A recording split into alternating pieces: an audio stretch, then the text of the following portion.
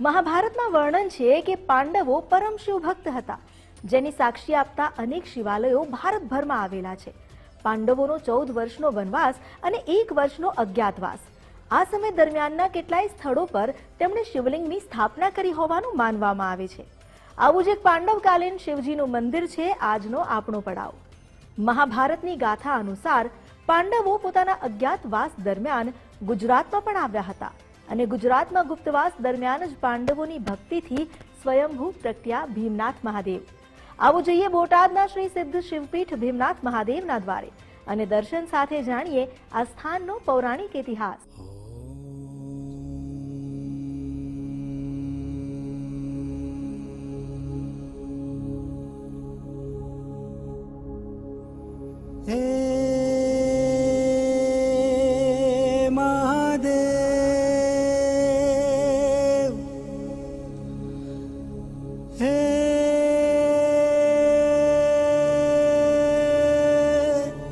शंकरा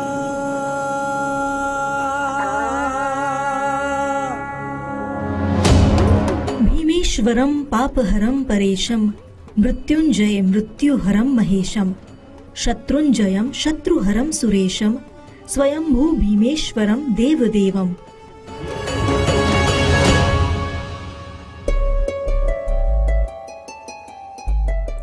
શ્રદ્ધાનો ચમત્કાર છે કે કંકર એટલા શંકર, પણ એમાંય કેટલાક શિવાલયો તેમની વિશેષતાને કારણે ભક્તોને સવિશેષ આકર્ષે છે. આવું જ એક આસ્થાના આકર્ષણનું કેન્દ્ર સ્થિત છે બોટાદ જિલ્લાના બરવાડા તાલુકામાં નીલકા નદીના કિનારે ભીમનાથ ગામે.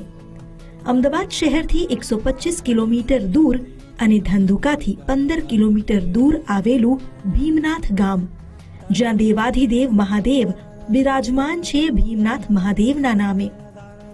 સામાન્ય પણ પ્રાચીન આભા ધરાવતું દેવાધિદેવનું અનેરું ધામ એટલે શ્રી સિદ્ધ શિવપીઠ ભીમનાથ મહાદેવનું આ સ્થાન.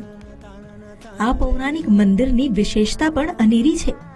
આમ તો દરેક શિવ મંદિર શિખરબંધ હોય છે, પણ આ મંદિરમાં કોઈ છત નથી. વરખડીના આશરે બેઠા છે સ્વયંભૂ પ્રગટેલા શિવજી, જે સૌ કોઈને દર્શન આપી તેમની કામના પૂર્ણ કરે છે. આમ તો ભીમનાથ મહાદેવ એટલે બહુ પુરાતન ઇતિહાસ પાંડવકાલીન છે, કારણ કે સરિતા લીલકા તટ પર છત્ર વૃક્ષની છાંય ભોળો ભીમનાથ પ્રગટા હેડીમાં વનમાય. દરેક ભોળાનાથના મંદિર શિખરબંધ હોય, આ એક જ મંદિર એવું છે કે ઝાડ નીચે ખુલ્લું મંદિર છે.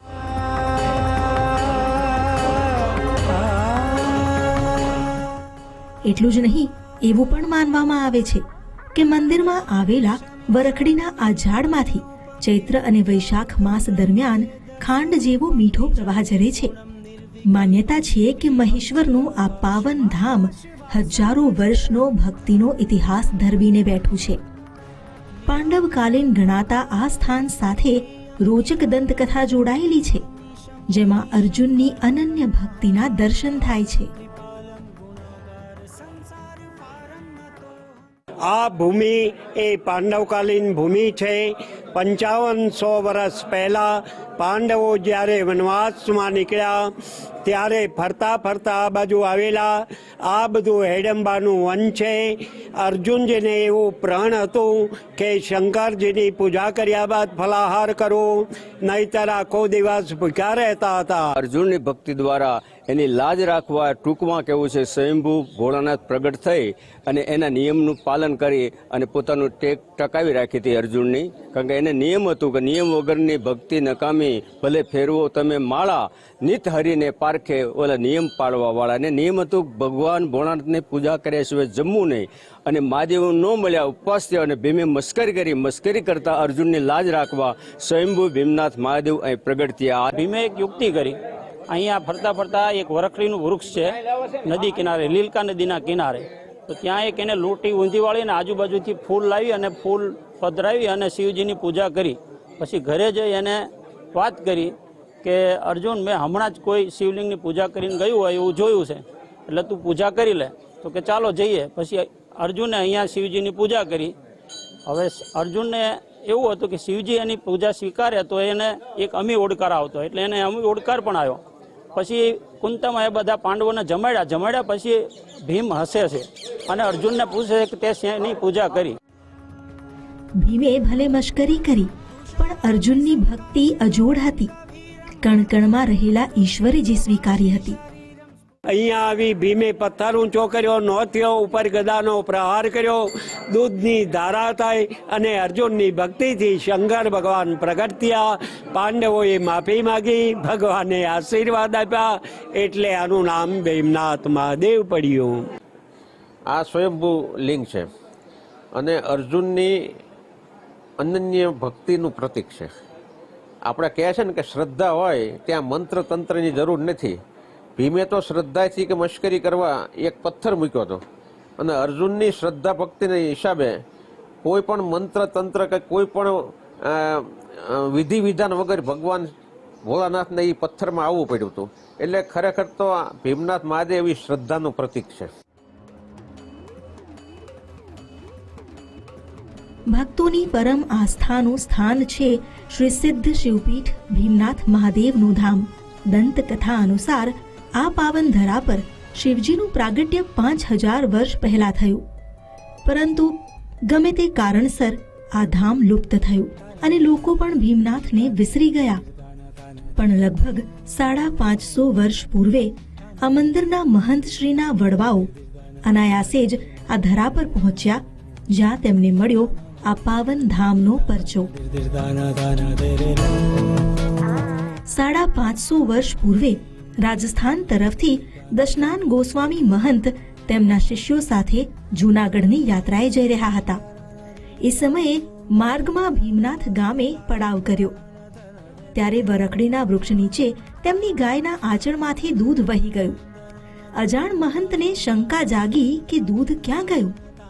એ જ વિચારમાં મહંત શ્રી ઊંઘી ગયા, પણ નિંદ્રામાં ભગવાન શિવજીએ ગાયના દૂધથી ભીમનાથ મહાદેવના અભિષેકનું રહસ્ય ખોલ્યું. શિવજીના આદેશથી મહંત અહીં જ રોકાઈ ગયા અને જમીનમાંથી પ્રાચીન સ્વયંભૂ શિવલિંગ ખોદી કાઢ્યું. પુરાણકાલીન એ શિવલિંગ પર આજે પણ ભીમની ગદાના નિશાન હોવાનું માનવામાં આવે છે. વરખડીનું આ વૃક્ષ 5000 વર્ષથી પણ વધુ પ્રાચીન છે અને છતાં હંમેશા લીલું જ રહ્યું છે. ભીમે આ વૃક્ષ નીચે જ શિવલિંગની સ્થાપના કરી, એટલે કે આ વૃક્ષ પણ સાક્ષાત શંભુના પ્રાગટ્યનું સાક્ષી છે એવું કહીએ તો ખોટું નહીં ગણાય. અને શ્રદ્ધાની જ્યાં વાત હોય તો પુરાવાની શી જરૂર? જો કે પુરાવો મળે છે. શ્રાવણમાં તો શિવોપાસનાનો પર્વ અનેરો પ્રસંગ બની જાય છે. આખા મહિના દરમિયાન આશરે ભીમનાથ મહાદેવમાં 2 લાખ લોકો પ્રસાદ લે છે અને ગુજરાતમાં આ એવું મંદિર છે કે સૌથી વધારે પાઠાત્મક લઘુરુદ્ર થતા હોય શ્રાવણ માસમાં તો અહીંયા ભીમનાથ મહાદેવમાં થાય છે. ત્યારે અહીંયા દર શ્રાવણ માસની અંદર લાખો હરિભક્તો દર્શનાર્થે આવે છે અને એનું એક ખાસ કહેવત પણ છે કે ભીમનાથ વહી આતે જીસે ભોલેનાથ બોલાતે. બારે તહેવારે અહીં ઉત્સવો ઉજવાય છે અને શિવજીના સાક્ષાત્કાર માટે ભક્તો દોડી આવે છે. ભાદરવી અમાસે મેળો ભરાય, બળેવનેથી મેળો ભરાય. અહીં ખૂબ માણસો આવે, આજુબાજુના ગામના દરેક માણસો અહીંયા દર્શન કરવા આવે પછી એને આમ ઘણો સારો અનુભવ થાય કે દાદાની ખૂબ દયા છે.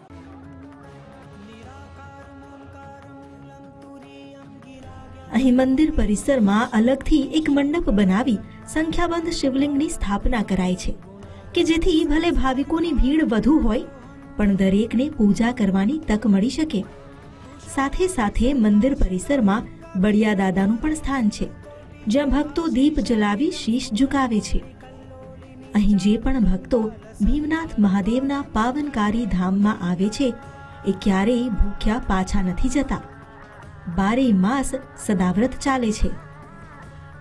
આસપાસના ગામ જ નહીં, ગુજરાતભરમાંથી ભાવિકો આવે છે દેવાધિદેવના ભીમનાથ સ્વરૂપના દર્શન કાજે અને વરખડીના વૃક્ષની સાથે શિવજીના દર્શન કરી ધન્યતાની અનુભૂતિ કરે છે. ગજેન્દ્ર ખાચર, બોટાદ, ગુજરાત ફર્સ્ટ.